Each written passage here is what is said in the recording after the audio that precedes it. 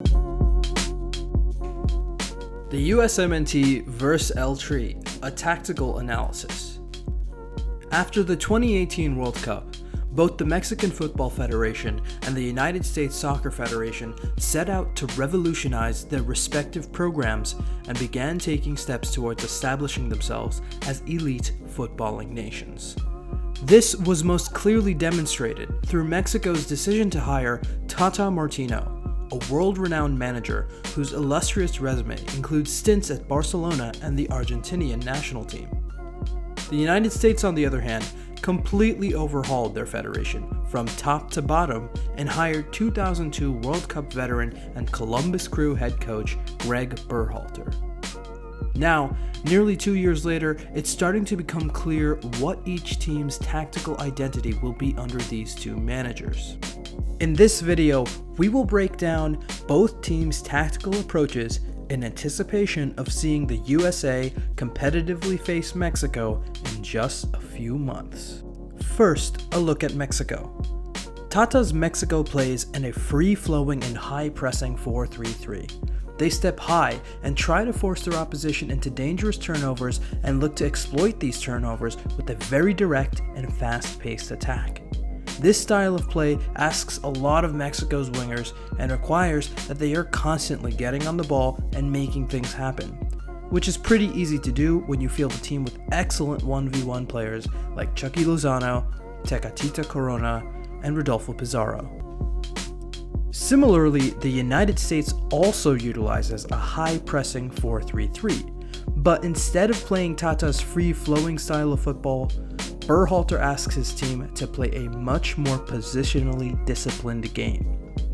Another difference between these two nations is that once the US is on the ball, they are far more focused on establishing possession through their midfield and moving the ball around than they are with quickly going to goal. As a result, every player in this system has an important role to play. Or as the American saying goes, the team is the star, never an individual player. Another key difference between the two rivals can be seen in the way that they press their opposition. Mexico is unabashed in their press and will step as high as necessary to win the ball back, sometimes even as high as the opposition's 6-yard box. Conversely, the US is much more reserved and sets up their line of confrontation somewhere between the middle third and the final third. As is the case with every team though, both Mexico and the United States sometimes fail to win the ball high up the pitch and must take a different approach offensively. For Mexico, they aim to get the ball out wide to their wingers, who are then tasked with carrying the ball up the field with pace. This direct style of play fits in well with Mexico's one-on-one specialists, and also allows their ball-playing center backs to flex their long-range passing.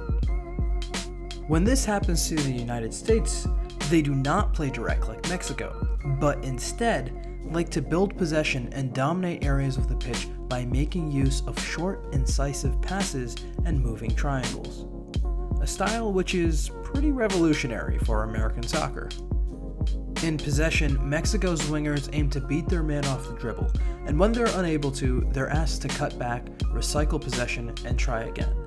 Once Mexico's wingers are able to beat their man in the final third, they then either have a go at goal themselves, or they try and cross it in the box for Raul Jimenez to finish the play. As has been Berhalter's central thesis since taking over, the US uses possession sequences to disorganize the opposition by circulating the ball across the back line and in the midfield in hopes of drawing out the opposition and then releasing the ball out wide to an overlapping fullback who is then asked to put in a cross for the late arriving runners. As the USMNT player pool continues to develop and more technically proficient players break into the senior team's roster, Berhalter's possession-based system should, in theory, help the US bypass Mexico's high-pressing attackers and exploit El Tri's lack of a defensive structure. Additionally, the extreme athleticism of Americans should be enough to all but neutralize Mexico's electric wingers all game long.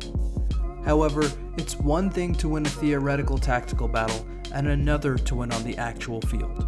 Fortunately, with competitive games less than 6 months away, the wait is almost over.